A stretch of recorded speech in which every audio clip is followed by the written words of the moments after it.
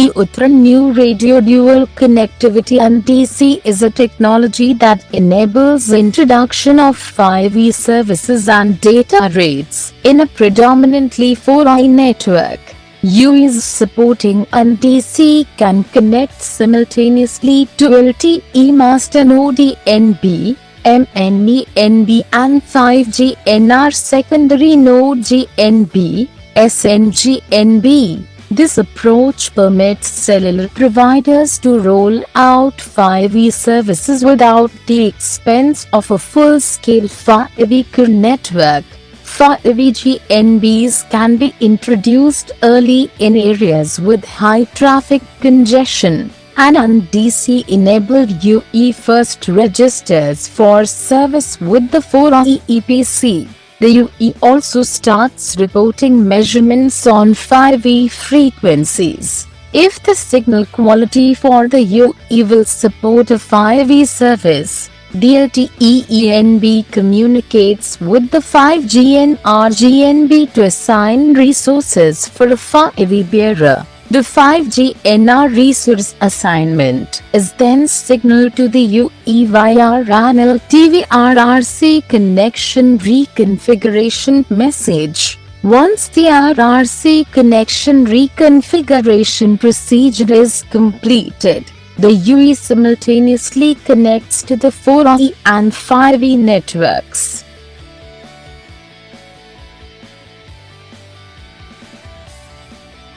Now let's see about NSA Call Flow 1. This list will be included in the SIB2 transmission. 2. The SIB2 broadcast from the MNE-NB signals the presence of 5G NR PLMNs via the PLMN info list R15. 3. The terminal initiates a new session with the randomly selected preamble. 4. The eNode B responds to the preamble with the random access response message on the DLSCH5. The UE uses a OLSCH allocation to send the RRC connection request message. 6. A node B responds with an RRC connection setup message on the DLSCH7. The UE signals the completion of the RRC connection. The message carries the NS attach request. The DC-NR bit in the UE network capability IE is set. This signals to the 4G network that the UE supports dual connectivity with 4G LTE and 5G NR.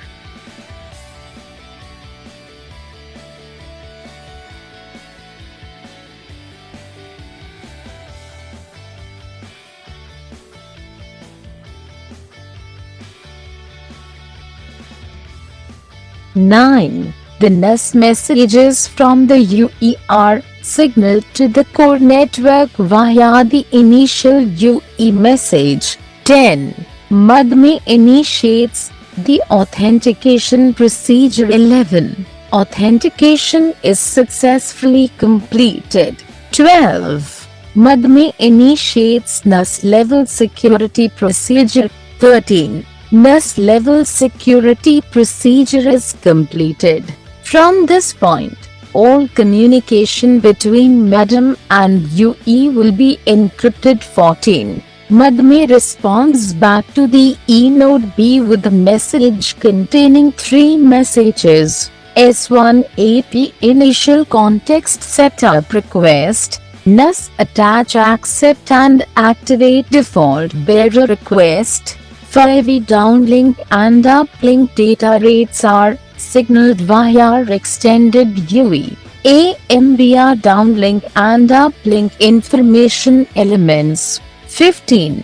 MUDME has not sent the UE capabilities, so the eNode B asks the UE for UE capabilities. UE capabilities are requested for 4G LTE, Ultra, NDC, Ultra NR and 5G NR16. UE reports that it supports the U-NR radio access technology. U-NR specific capabilities are specified in the UEMRTC capability container. The message also contains information about the supported 5E frequency bands.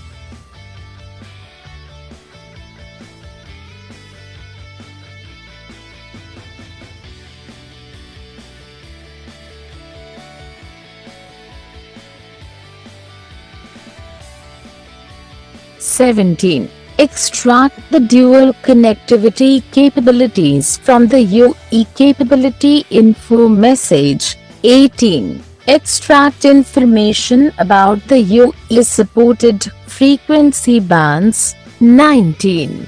UE capabilities are also passed to the MME. 20. Set up security between the eNode B and the UE21. Ciphering is enabled in both directions. 22. Prepare a list of 5ENR frequencies for measurement. 23. The RRC connection reconfiguration message is sent to activate the default radio bearer. The message also carries the attach accept message as NS payload. The message includes measurement objects for 5ENR frequencies. 24. UE signals the completion of the RRC connection reconfiguration. 25. eNode B responds back to the initial context setup message. The message also contains the GTPT EID that should be used for sending downlink data to the eNode B26. UE signals the completion of attach and default bearer activation. 27. MME modifies the bearer and sends the TEID to use for downlink data. 28. Respond back to MME.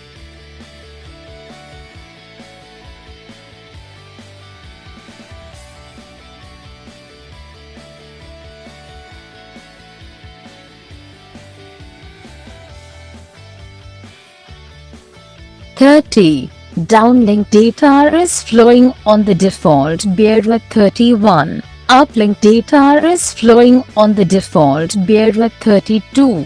Initiate measurement of 5ENR channels specified in the measurement bits received in the RRC connection reconfiguration. These measurements are scheduled during measurement gaps. 33. UE acquires the 5GNR primary synchronization signal. 34. UE acquires the 5GNR secondary synchronization signal and measures the signal quality. 35. 5E signal quality is reported back to 4IENB. 38. The 4i LTE eNode B decides to add the 5GNR base station as a secondary node. The eNode B sends a secondary node addition request to the GODE B. The message carries the RRC and radio bearer configuration.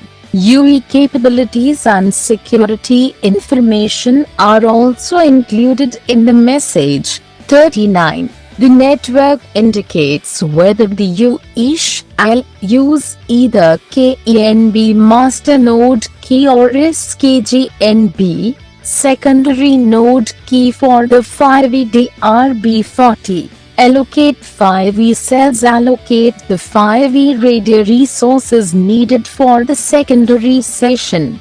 41. The NRRRC configuration will be transmitted to the UE via the MIN ENB42. The G-Node B responds with information about the radio resources and bearers admitted with the 5E network.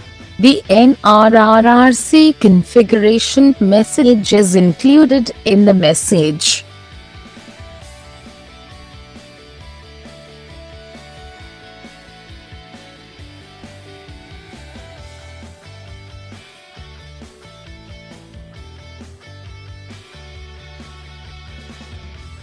43. The 4E node B sends an RRC connection reconfiguration to the UE. The message assigns 5E radio resources to the UE44. Extract the 5E NRH information parameters that will be needed to access the 5E network.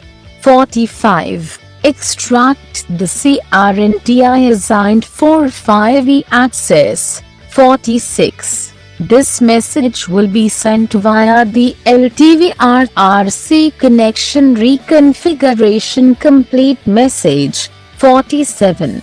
The UE signals the receipt of the RRC connection reconfiguration to the LTE node B. The message carries the NRRC reconfiguration complete message meant for the SNG NB48. The 4IE node B informs the secondary node, G node B about the reconfiguration complete. The NRRC reconfiguration complete message is delivered to the SNG NB via the ME-NB to SG NB container. 49. A node A B informs the G node about the PDCPSN and HFN for all the bearers that are being transferred to 5E. 50. SGW is sending data to the MNENB. The MNENB keeps forwarding that data to the SNG NB51. At this point, the G node B is buffering the data as the UE has not established the 5E path. 52. Notify the modem that the data bearer is being switched from 4G LTE to 5G NR53. Modem updates the bearer at the SGW54, switching the data path from the E node B to G node B55. Respond back to the modem.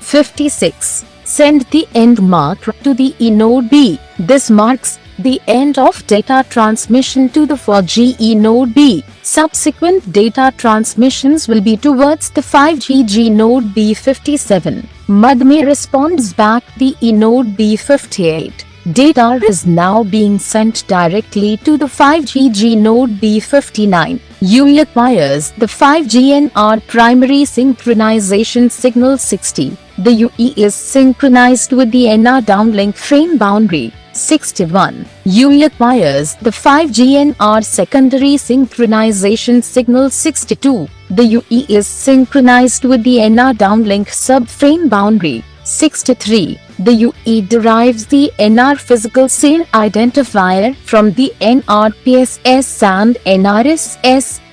64. UE acquires the 5G NR broadcast channel. 65. UE decoded MIB 66. The UE has achieved complete downlink synchronization. 67. The UE initiates the random access procedure with the 5EQ node B. Non-contention based random access will be attempted if the preamble assignment was received in the RRC connection reconfiguration message. 68. NRPDC-CH signals downlink resource allocation for the RA response. 69. The 5E secondary node GODE B responds with an RA response. The message also carries an uplink grant for MSG3 transmission. 70. The G node B stops buffering data and starts data transmission. 71. Data is now being directly routed from the 4ESW to the 5EG node B73.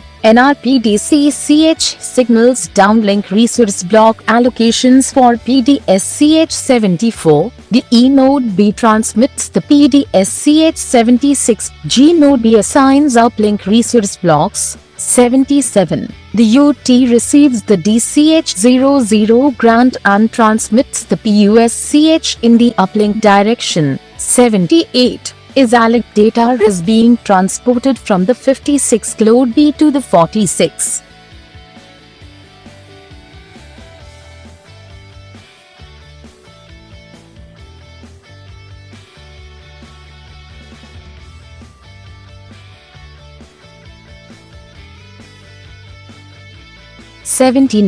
Periodically, the UE reports the power headroom to the DIMNENB. The PHR max CE contains the power headroom for the cells on the MNENB and SNGNB cells. 80. The UE reports measurements to the MNENB. The measurements include results from 5 ENR cells. 81. The MNENB reports these measurements to the SNGNB. 82. Periodically, the SNGNB reports the usage statistics for 5ENR bearers to the MNENB. 83. The SNGNB also reports any overload information to the MNENB. Thank you all for support.